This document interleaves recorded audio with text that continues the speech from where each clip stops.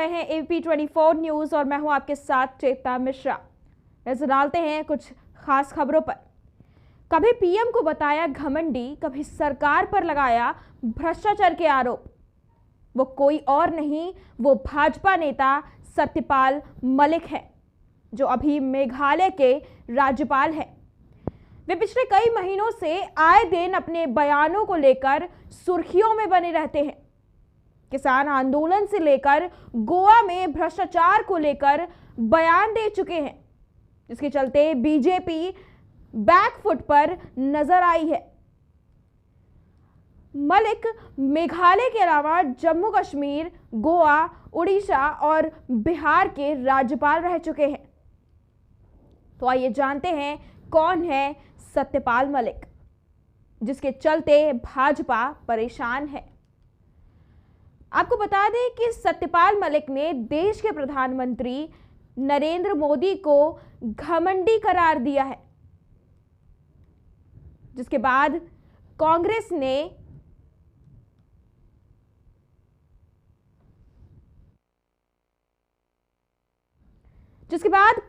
ने चुटकी लेते हुए लोकतंत्र के लिए चिंता का विषय बताया है। आज आपको मलिक के 5 ऐसे बयान बताते हैं जिसने बीजेपी के लिए परेशानियां खड़ी कर दी हैं। सत्यपाल मलिक ने अब अपने सुर बदल लिए हैं। जहां उन्होंने पीएम मोदी को अभिमानी होने की बात कही थी, तो वहीं अब उन्होंने पीएम मोदी की सराहना करते हुए कहा कि वो सही रास्ते पर है। उन्होंने कृषि कानून वापस लेने के फैसले पर प्रधानमंत्री की तारीफ भी की। आपको बता दें कि हरियाणा के दादरी में किसानों के एक कार्यक्रम में सत्यपाल मलिक ने कहा, मैं जब किसानों के मामले में प्रधानमंत्री से मिलने गया तो मेरी 5 मिनट में उनसे लड़ाई हो गई। वे बहुत घमंड में थे। जब मैंने उनसे कहा कि हमारे 500 लोग मर गए, तो उन्होंने कहा मेरे लिए मरे हैं। मैंने कहा आपके लिए ही तो मरे थे, क्योंकि आप राजा जो बने हुए हो। इसको लेकर मेरा उनसे झगड़ा हो गया। राज्यपाल सत्यपाल मलिक ने कहा था कि उन्हें किसानों के मुद्दे पर दिल्ली के नेताओं को निशाना बनाने पर राज्यपाल का अपना पद खोने का डर नहीं है। प्रधानमंत्री से मिलने गया तो मेरी 5 मिनट में लड़ाई हो गई उनसे। वो बहुत घमंड में थे।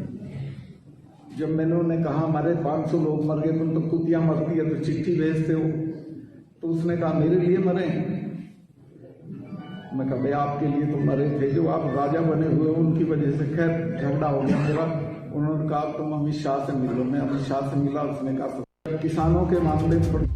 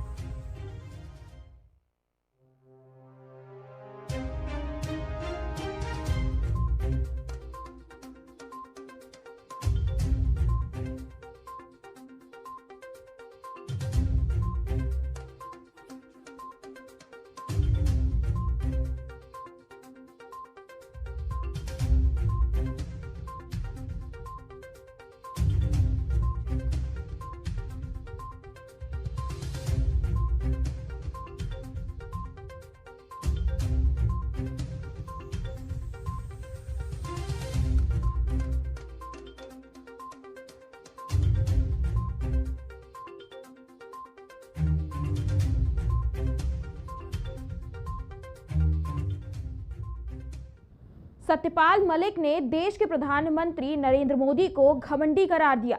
इसके बाद कांग्रेस ने चुटकी लेते हुए लोकतंत्र के लिए चिंता का विषय बताया है। आज आपको मलिक के 5 ऐसे बयान बताते हैं जिसने बीजेपी के लिए परेशानियां खड़ी कर दी हैं। सत्यपाल मलिक ने अब अपने सुर बदल लिए हैं। जहां उन्होंने पीएम मोदी को अभिमानी होने की बात कही थी, तो वहीं अब उन्होंने पीएम मोदी की सराहना करते हुए कहा कि वो सही रास्ते पर है। उन्होंने कृषि कानून वापस लेने के फैसले पर प्रधानमंत्री की तारीफ भी की। आपको बता दें कि हरियाणा के दादरी में किसानों के कार्यक्रम में सत्यपाल मलिक ने कहा कि मैं जब किसानों के मामले में प्रधानमंत्री से मिलने गया तो मेरी 5 मिनट में उनसे लड़ाई हो गई। जब मैंने उनसे कहा कि हमारे 500 लोग मर गए तो उन्होंने कहा कि मेरे लिए मरे हैं। राज्यपाल सत्यपाल मलिक ने पिछले साल 7 नवंबर को जयपुर में ग्लोबल जाट समिट को संबोधित करते हुए कहा था कि उन्हें किसानों के मुद्दे पर दिल्ली के नेताओं को निशाना बनाने पर राज्यपाल का अपना पद खोने का डर नहीं है। राज्यपाल को हटाया नहीं जा सकता, लेकिन कुछ मेरे शुभचिंतक हैं जो इस तलाश में रहते हैं कि यह कुछ बोलें और इसे हटाया जाए। उन्होंने कहा था कि दिल्ली में 2 या 3 नेताओं ने उन्हें राज्यपाल बनाया। जिस दिन वे कहेंगे कि उन्हें समस्या है और मुझे पद छोड़ने के लिए कहेंगे, मैं 1 मिनट भी नहीं लूंगा। उन्होंने कहा था, मैं जन्म से राज्यपाल नहीं हूं, मेरे पास जो कुछ है उसे खोने के लिए मैं हमेशा तैयार हूं। कार्यक्रम में कहा कि कृषि कानूनों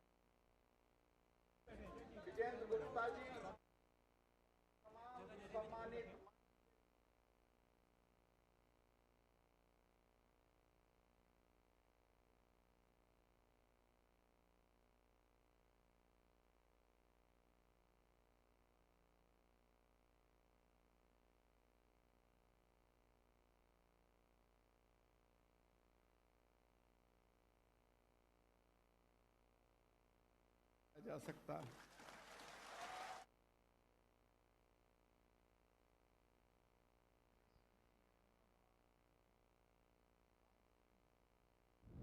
लेकिन मैं अपना दिया हुआ वचन नहीं छोड़ सकता।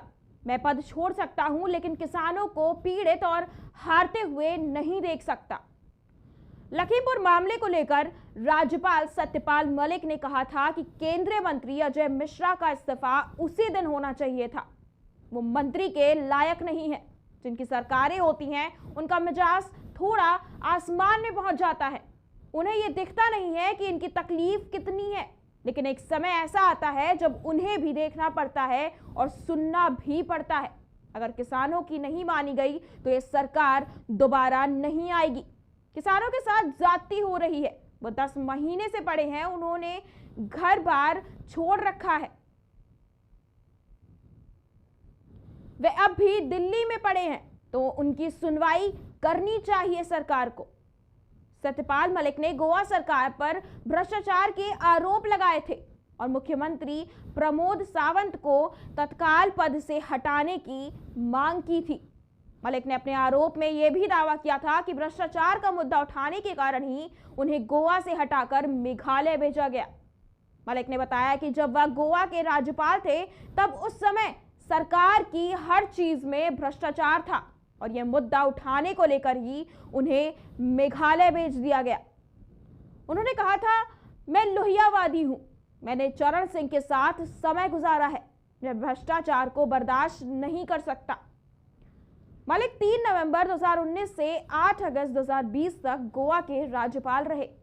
इसके बाद केंद्र ने उन्हें मेघालय का राज्यपाल नियुक्त कर दिया था। मेघालय के राज्यपाल ने राजस्थान के झुंझुनू में कहा था, कश्मीर जाने के बाद मेरे सामने 2 फाइलें लाई गई, एक अंबानी और दूसरी आरएसएस से जुड़े व्यक्ति की थी, जो महबूबा मुफ्ती के नेतृत्व वाली तत्कालीन पीडीपी भाजपा सरकार में मंत्री थे और प्रधानमंत्री के बहुत करीबी थे। दोनों विभागों के सचिवों ने मुझे बताया था कि अनैतिक कामकाज जुड़ा हुआ है, लिहाजा दोनों सौदे रद्द कर दिए गए। सचिवों ने मुझसे कहा था कि आपको प्रत्येक फाइल को मंजूरी देने के लिए 150 करोड़ रुपए मिलेंगे, लेकिन मैंने उनसे कहा कि मैं 5 जोड़ी कुर्ता पैजामा लेकर आया था और केवल उन्हें ही वापस लेकर जाऊंगा। अब जानते हैं सत्यपाल मलिक की राजनीतिक सफर कैसे शुरू हुआ।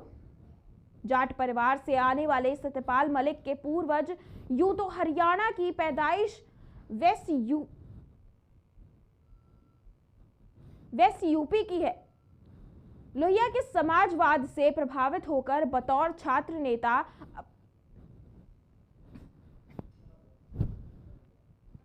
अपना राजनीतिक सफर शुरू करने वाले सत्यपाल मलिक ने 70 के दशक में कांग्रेस विरोध की बुनियाद पर यूपी में नई ताकत बनकर उभर रहे चौधरी चरण सिंह का साथ पकड़ा।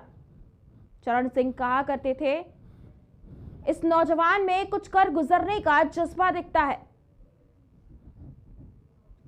उन्होंने 1974 में उस समय की अपनी पार्टी भारतीय क्रांति दल से सत्यपाल मलिक को टिकट दिया और 28 साल की उम्र में सत्यपाल विधायक चुन लिए गए।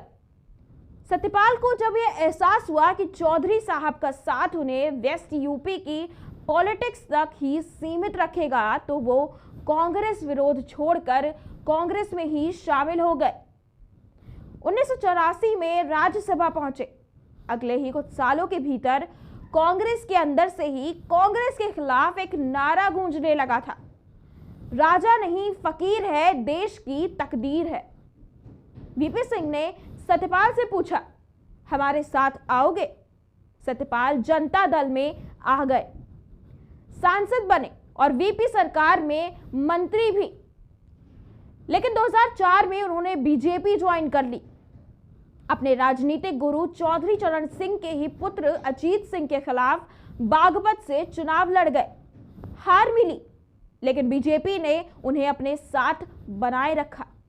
2014 में मोदी सरकार आने के बाद उन्हें पहले बिहार का राज्यपाल बनाया गया, फिर वो जम्मू कश्मीर के राज्यपाल बने, इसके बाद गोवा और फिर मेघालय के राज्यपाल रहे। उन्होंने कहा तुम अमित शाह से मिलो। मैं अमित शाह से मिला, उसने कहा सत्यपाल नमस्कार, वन इंडिया है। उनकी वजह से खैर